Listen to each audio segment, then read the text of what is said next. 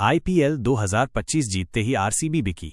कौन है असली मालिक? जाने पूरा 17,000 करोड़ का मेगा डील। नमस्कार दोस्तों, इंडियन प्रीमियर लीग यानी कि आईपीएल वो लीग है जहां हर साल हमें क्रिकेट के मैदान पर नए रोमांच देखने को मिलते हैं। और साल 2025 का आईपीएल सीजन तो आरसीबी के फैंस के लिए हमेशा यादगार रहेगा। आखिरकार वो पल आ ही गया जिसका इंतजार सालों से हो रहा था। जी हां, रॉयल चैलेंजर्स बेंगलुरु ने आईपीएल 2025 का खिताब अपने नाम कर लिया है। पंजाब किंग्स को हराकर उन्होंने पहली बार आईपीएल ट्रॉफी पर अपना नाम दर्ज कराया और इतिहास रच दिया। Virat Kohli, Faf du Plessis और पूरी आरसीबी टीम ने वो कर दिखाया जो किसी ने सोचा भी नहीं था। स्टेडियम में, सड़कों पर, हर जगह आरसीबी आरसीबी के नारे गूंज रहे थे। जश्न का माहौल था।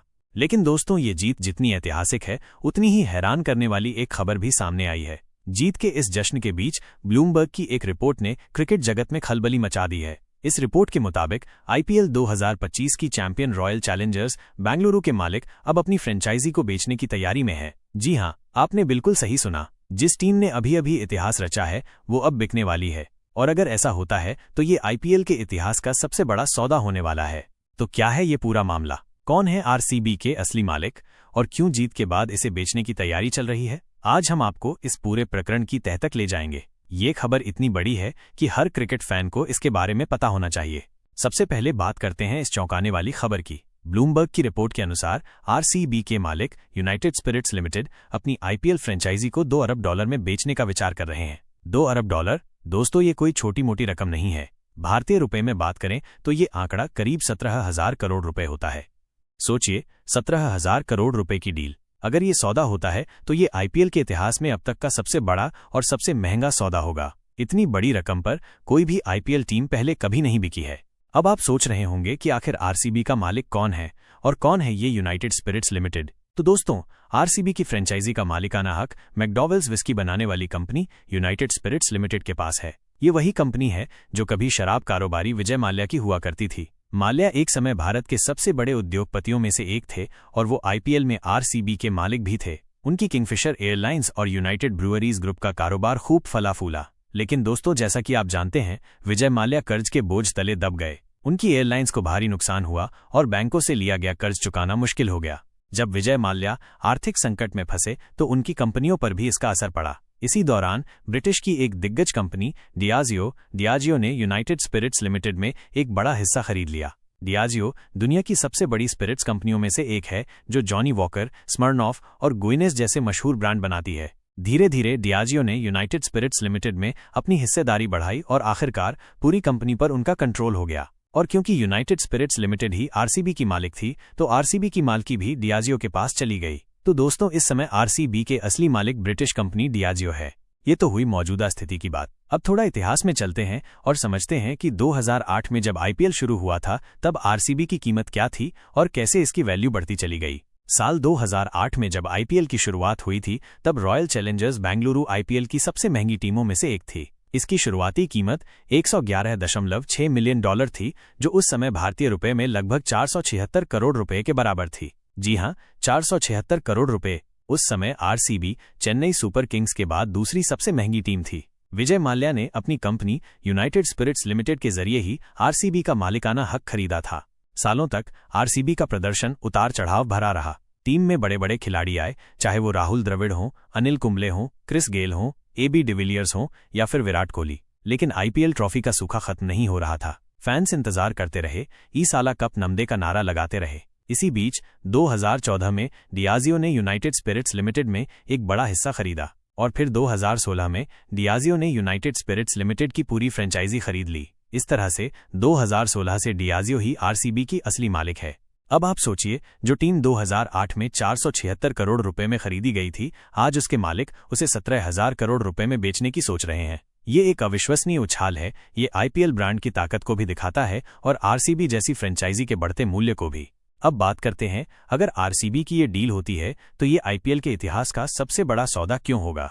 दोस्तों, आईपीएल में टीमों का मालिकाना हक खरीदना और बेचना कोई नई बात नहीं है। समय समय पर टीमें खरीदी और बेची गई हैं, लेकिन 17,000 करोड़ रुपए की कीमत ये अपने आप में एक रिकॉर्ड है। इससे पहले आईपीएल के इतिहास में इतने बड़े दाम पर कोई भी टीम नहीं बिकी है।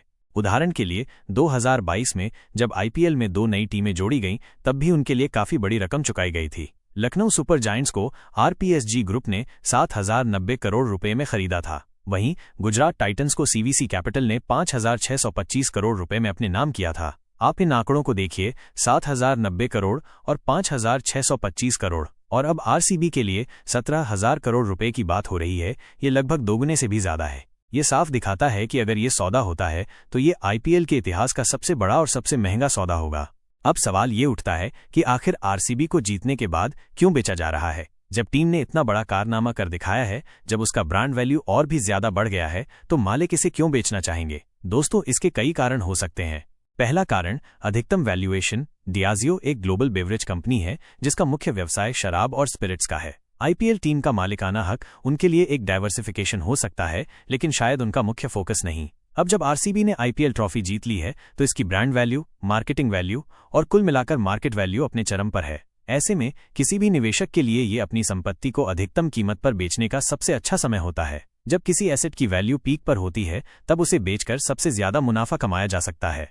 दूसरा कारण focus on core business. Diageo अपने मुख्य व्यवसाय पर और अधिक ध्यान केंद्रित करना चाहती होगी। आईपीएल टीम को मैनेज करना, उसमें निवेश करना, ये सब उनके लिए एक साइड प्रोजेक्ट हो सकता है। शायद वे अपनी सारी ऊर्जा और संसाधनों को अपने मुख्य शराब व्यवसाय के विस्तार में लगाना चाहते हों।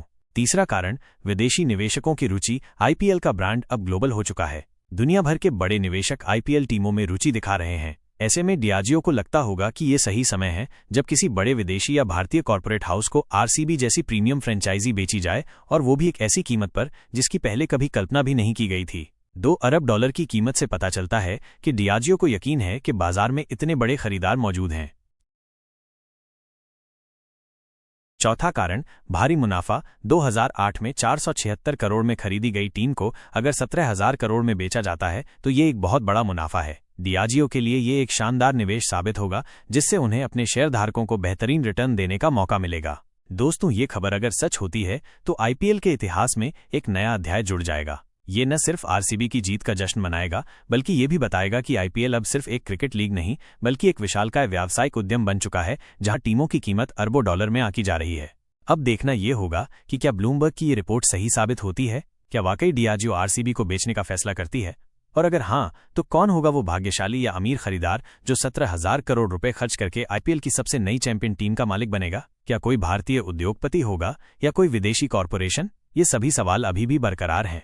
दोस्तों, क्रिकेट की दुनिया में खबरें जितनी तेजी से बनती हैं उतनी ही तेजी से बदलती भी हैं। हम आपको इस खबर से जुड़ी हर अपडेट देते रहेंगे। जैसे ही इस बारे में कोई नई जानकारी आएगी, हम तुरंत आपके लिए नया वीडियो लेकर आएंगे।